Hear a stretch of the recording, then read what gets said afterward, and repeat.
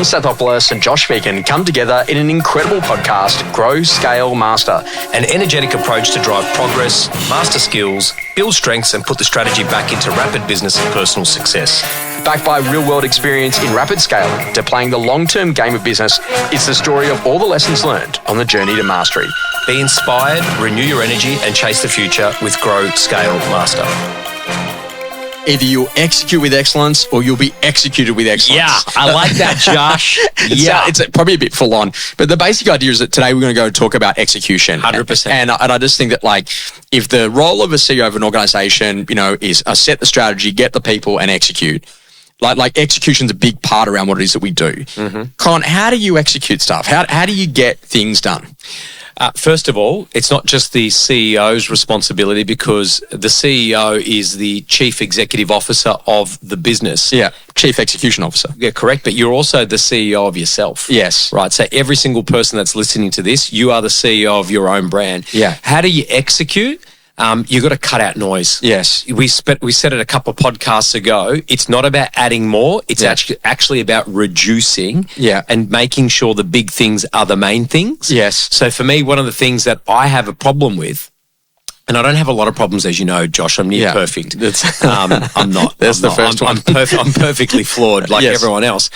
I have lots of great ideas. Yes. But I have an excellent team that I have trained and worked with now where they can condense it and say, Con, is this a need to have or a want to have? Yeah. And what's the budget? What's the capital? What's the time? What are we doing? What are we investing? And it's not just money.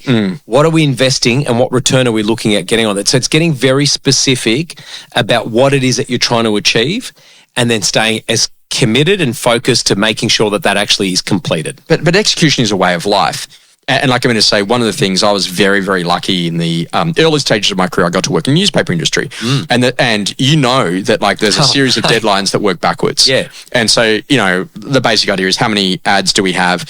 Well, if 50% of the page is ads, then the other 50% is editorial. That will determine the number of stories. That will determine the size of the pictures and the size of the headings. And then after that, we'll then start to go to produce that. And, the interesting thing is that, like, you would make that happen and then you'd write the stories and then you produce it, then you put the paper together and then it needs to be proofread and then the last story can go in at 9 o'clock and then that needs to be, out there on the printing press by circa, 10 o'clock. They're doing the plates. At midnight, they're actually on the press. Wow. They're printing, and then at 4 a.m., they're on the trucks. They're at the news agencies by 5 o'clock, and they're delivered to your front door by 6. And I was actually in the newspaper industry when 9/11 happened. Right.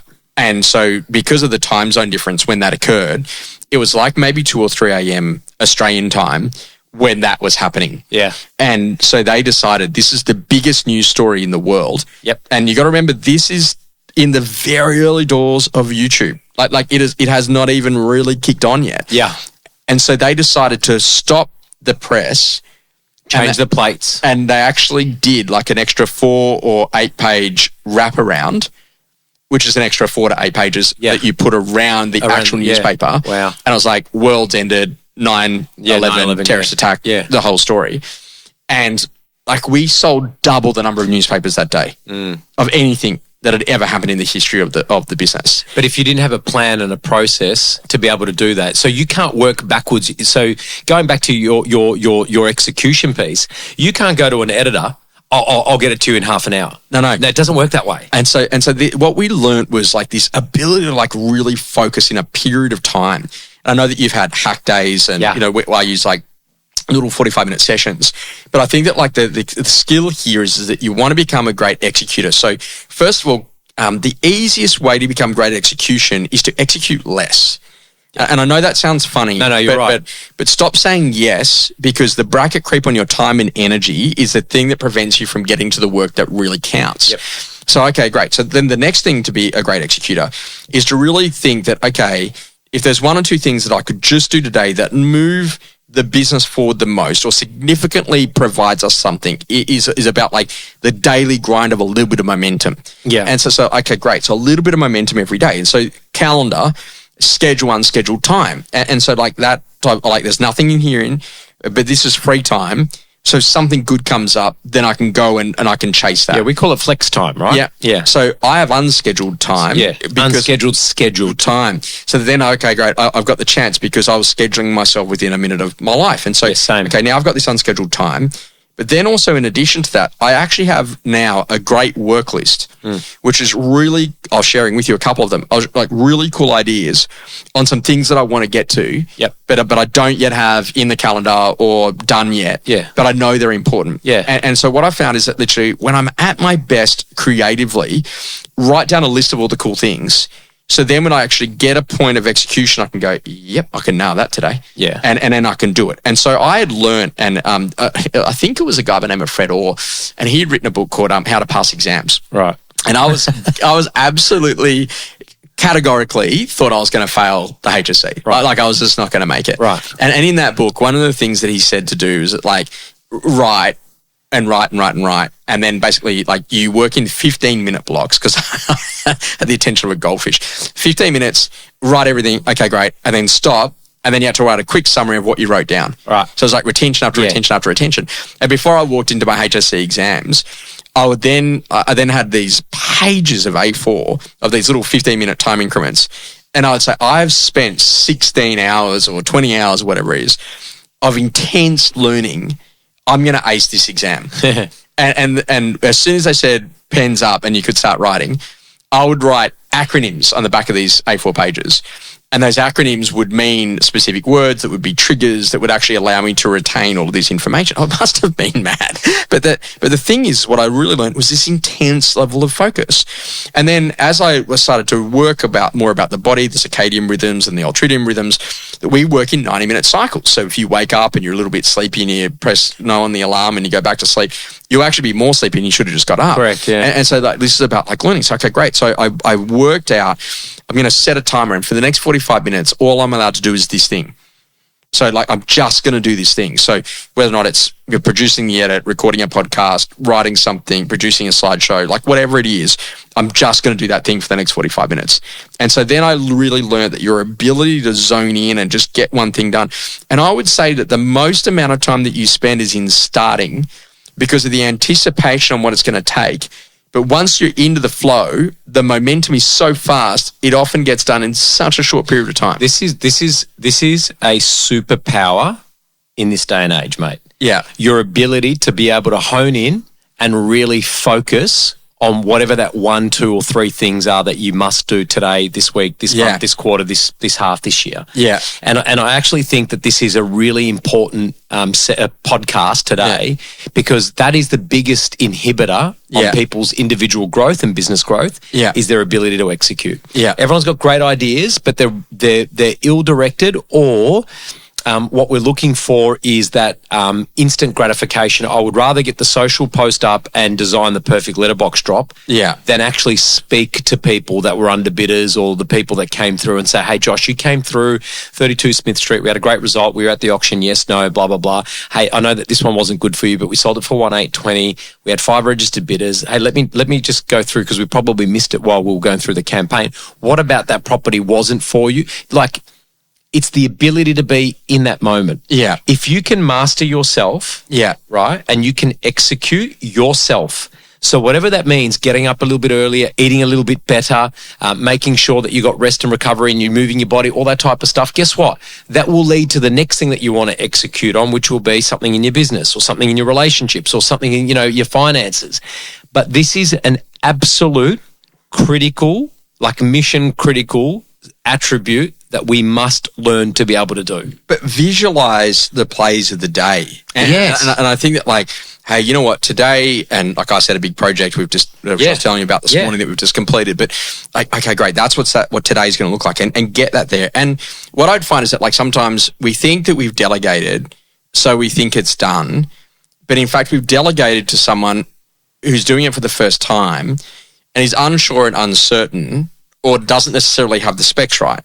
Yeah. And so like, okay, great. So let me just so how would and so if you're going to take someone, you want to teach them how to be great execution, take them through like all the planning steps and write it out with them and get them to think about, and then what would you do? And then what would you do? And then what would you do? And then what would you do? Because there's a big distance between people that can execute and people that can't. And I always say to my team, like, give me 15 minutes with a laptop and a keyboard and no one else around. I can, like, be a real weapon. Well, there's two things that come to mind there, right? And I've seen you are a weapon, right? The first one is learn when you do your best work. Yes. And then plan accordingly for that. Yeah. So, for example, if you're a morning person, you want to punch out all your calls, get it done, and then you've got appointments in the afternoon. Yeah. Find out what time of the day you can actually commit to spending some time in execution hour. Yes. Right? Then the second part is your ability, and this is where I think a lot of people get confused. Replying to your emails is not executing. Yeah. That is called hygiene. Yes. Okay? It's like brushing your teeth. Your emails need to be responded to. Yeah. Execution is about sitting there going, hey, what am I doing today? What's the most important thing that I've got to do? I've got to get a price reduction. I've got to get that listing over the line. I've got to get that buyer to put that offer in writing. Mm-hmm. What I've got to do this week? I've got 27 opens on Saturday, so I've got to schedule them appropriately. I've got vendor meetings, etc. What I've got to do this month? Well, it's month one.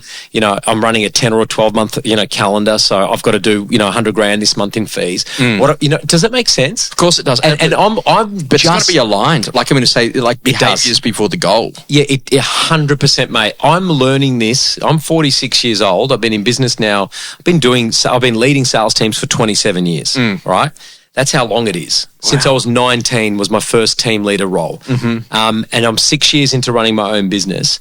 And this is the aha moment that I've had over the last 6 to 12 months is the absolute brilliance of reducing, not adding, really finding a way to filter all of those ideas and thoughts into what is mission critical, and then spending the time working on the concept, the ideation, and then making sure you got the team that can help you and support you to execute it brilliantly. But when I think about execution team, like we've used the same podcast producer for 20 years. Yeah. And he's a great friend of mine. Yeah. But like the expectation is that when I give him the podcast, it comes back in the delivery timeframe window.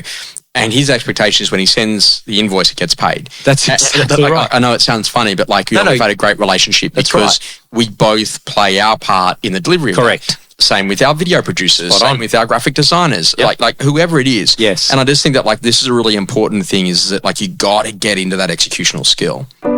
Experiences that rapidly shaped you. Sue McCarthy at the Kangaroo Island Health Retreat would ask, how far when you walk do you look ahead? Because people without vision look at their feet. And people that are clear about where they're going look into the horizon. Wow. And I just think about this, like literally far too many people don't think that they have the ability to see what's coming in the course of the next 5 years. Yes. And because they're thinking about the global events would reshape how they'd play the world. Do you want to be healthy? Do you want great relationships? Do you want car debt or not? Do you want to be in a position that you feel good about who you are as a person? Do you want to have a great relationship with your parents? A lot of those things you can answer yes to, right? Or no to some of those. Yeah. But this is the problem is that like stop trying to make sure that you've got everything perfect and instead what are the questions that you know that you can give an answer to that categorically that's definitely something that's going to be important to me in 5 years' time and I've got to start working on that today. Yeah. One idea, it's not rapidly changing my views at the moment, but it's, January 2026 and we spoke about, campaigns and naming a campaign, i.e. Super Saturday or Fed Phone Frenzy. We pick a word as a family and as a business. Yeah. And I think it's really important that there's something that grounds you back to that word, that intent or that intention that you're looking to achieve this year. Yeah. Particularly when there's turbulence, when there's ups, there's downs, there's roadblocks, etc. I think it's a really important part, to be able to, for me this year, I'll share my personal word is enjoy. Not that I don't enjoy myself. I'm talking about when I've got to do front squats at CrossFit at 5 a.m. in the morning and I hate both of those things, then I'm going to enjoy it. Yes. I'm going to enjoy that moment when I get, maybe a customer that we've let down. I'm going to enjoy being on the phone and having the ability to be able to see if I can fix it or at least learn from it. Yeah. So I think it's really important that, if you find your word, that kind of gives you that guiding, your true north for the year. Yeah. I think this is the big driver. Like, for me, when I look at that question, I just remember this little story about the rally car. So imagine that you're going around this rally circuit. You've done it 10 million times before. You got a navigator with you. You're awesome. And then one day you wake up, your navigator's not there with you, and you get a chance to go out on the track. And you think, I'll just go out. But you go out on the track and you go over this jump and you don't realise it, but you jump into a brand new section of the rally track that you've never been before. Yeah. And you've got no navigator. Like, what do you do? Yep. And the windscreen's like covered in mud. You know what? You just keep on driving. You just keep on taking those corners. Correct. And you'll get there in the end. So sometimes, like it is actually okay if you're not 100% clear on exactly what that goal is. Yes. But you're going in the general direction. And then there'll be a moment that you level up and the skill set gets there and the plan comes together and you go, I'm on. And you're executing.